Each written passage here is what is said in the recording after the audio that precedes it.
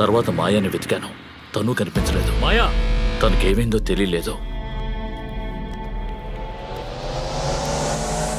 డబ్బు బంగారం దోచుకోవడమే కాకుండా సెక్యూరిటీని కొట్టిపడేసి నా కారును కూడా తీసుకెళ్లాడు. విషయం బయటకు పొక్కితే నా ఫ్యామిలీలో ప్రాబ్లం వస్తుందని నేను కంప్లైంట్ ఏమీ ఇవ్వలేదు.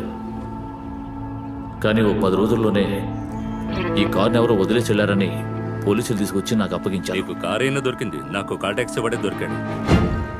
నేను చేసిన తప్పుకి చింతిస్తూ ఉన్నప్పుడే ఒకరోజు అనుకోకుండా మాయాన్ని చూశాను. నేను ఫేస్బుక్ లో ఫ్రెండ్స్ రిక్వెస్ట్ పెడతాను, యాక్సెప్ట్ చేయండి. Thank you sir. Okay okay. Hello, అక్కడికే వస్తున్నాను.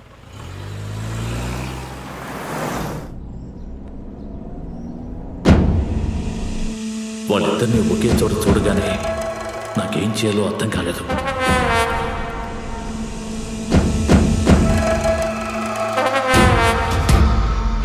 మాయ చేసిన ద్రోహాన్ని తలుచుకుని ఎన్నో రోజులు నిద్ర కోల్పోయాను. సడన్ గా ఓ రోజు నిర్ణయానికి వచ్చాను, దాన్ని చంపేద్దామని. నిన్న రాత్రే పథకం వేసుకుని బయలుదేరాను.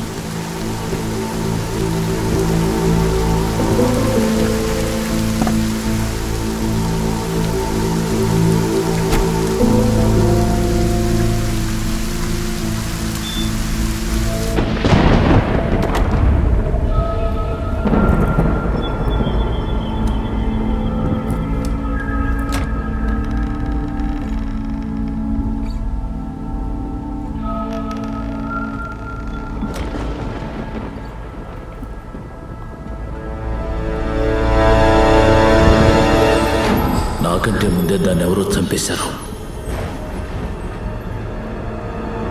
నేను మాయను చంపడానికి వెళ్ళినప్పుడు ఒకడు బయటకు వెళ్ళటం చూశాను. వాడే దాన్ని చంపి ఉండాలి.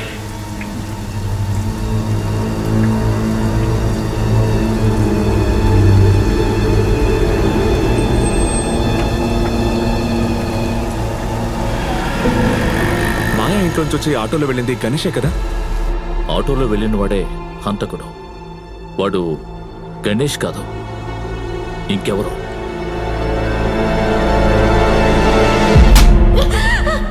చావాలని ఆశగా ఉందా? నిజం చెప్పేంత వరకు నిన్ను వదలబోయేది లేదు. కేసు రాయను, ఎఫ్ఐఆర్ లేదు, ఎవిడెన్సే లేకుండా చేసేస్తాను. నిజంగా వాడు ఎక్కడున్నాడో నాకు తెలియదు సార్. అబద్ధం చెప్పకు. వాడు ఎవరింటికి వెళ్ళాడో చెప్పు. వాడికి రిలేషన్స్ అంటూ ఎవరు లేరు, ఉన్నదంతా ఆశ్రమం వాళ్ళే. ఆ పిల్లని ఎందుకని వాడు చంపాడు? నాకు తెలుసు, వాడు నిజంగా అలా చేసి ఎంతోసేపు నువ్వు నటించలేవు. వాడు దొరికి నువ్వు అందులో ఉన్నావని తెలిసిందో అడ్రస్ లేకుండా చేసేస్తాను. స్టేషన్లో ఉంచి విచారించకుండా మిమ్మల్ని ఎవరు ఇక్కడికి తీసుకురమ్మన్నారు? తప్పించుకున్నాడు మిమ్మల్ని కొట్టాడని పగ తీర్చుకుంటున్నారా?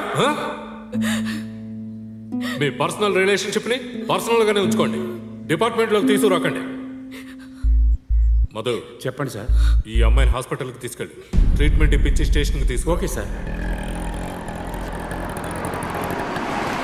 ఈ అమ్మాయిని తీసుకెళ్ళి ట్రీట్మెంట్ ఇప్పిస్తూ ఉండు, ఇప్పుడే వచ్చేస్తాను.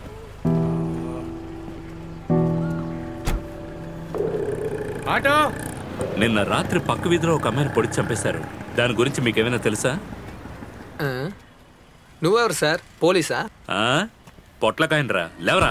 సార్ నువ్వు టెన్షన్ అవ్వకు, ఏదో డౌట్ వచ్చి అడిగాను. నువ్వు పైకెళ్ళు సార్. సార్ నేను మ్యాటర్ గురించి చెప్పాను. ఇప్పుడు కూడా నువ్వు తప్పుగానే మాట్లాడుతున్నావు. సరే విషయానికి రండి సార్. వస్తున్నా. హత్య చేసిన వాడు ఈ స్టాండ్ లోనే ఆటో ఎక్కి వెళ్ళాడు. ఎవరు ఎక్కించుకున్నారు, ఎక్కడ డ్రాప్ చేశారు? ఈ స్టాండ్ లో మీరు మాత్రమేనా, ఇంకెవరైనా ఉంటారా? మొత్తం 10 మంది ఉన్నారు సార్. మిగతా వాళ్ళని ఫోన్ చేసి అడగండి.